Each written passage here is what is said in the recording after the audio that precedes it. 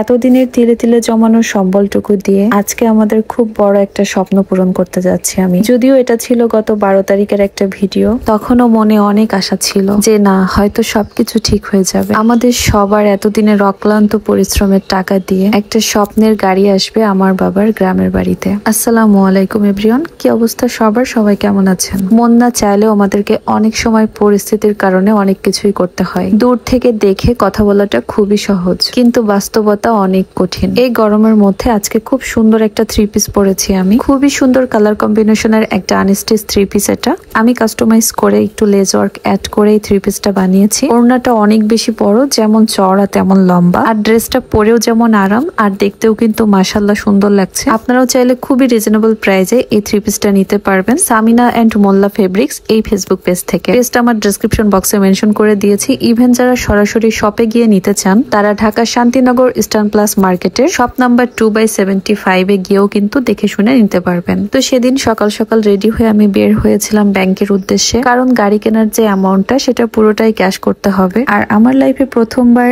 আমি এতগুলো টাকা একসাথে উইথড্র করব, তাই একটু ভয় ভয়ই লাগছিল যে কি করে টাকাগুলো বাসাতে আনবো। তারপর এতগুলো টাকা ক্যারি করাটাও আসলে একটু রিস্কি ব্যাপার। তো যাই হোক, আপুর বাসা থেকে সরাসরি একটা রিক্সা নিয়ে আমি চলে গেলাম ব্যাংকে। আমার এই দিনটা দেখার জন্য আমার বাবা মা অনেক কিছু করেছে আমার সাথে। আর বাবা মাই তো একমাত্র যারা সব সময় নিঃস্বার্থ ভাবে সন্তানের জন্য করে। তবে এছাড়াও আর একজনের কথা না বললেই নয়, সেটা হলো আপনাদের ভাইয়া, যে সব সময় আমাকে ক্যামেরার পেছন থেকে আগলে রেখেছে, আমাকে সাহস জুগিয়েছে যে না, তুমি পারবে, আমি পেরেছি।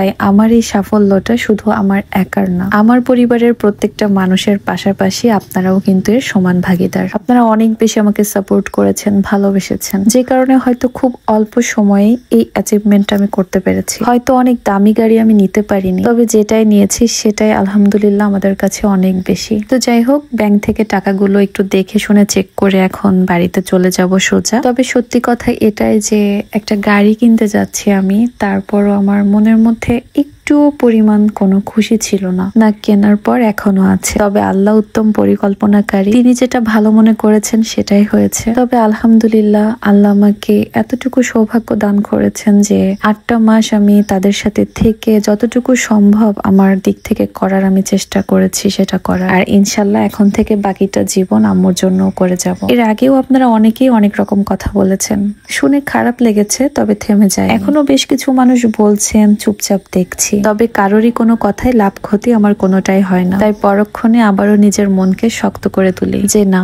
আমাকে আমার ফ্যামিলিকে টেক কেয়ার করতে হবে। আশা করছি বুঝতে পেরেছেন। তো যাই হোক, আজকের ভিডিওটা আমি এখানেই শেষ করছি। ভালো থাকবেন সবাই, আল্লাহ হাফেজ।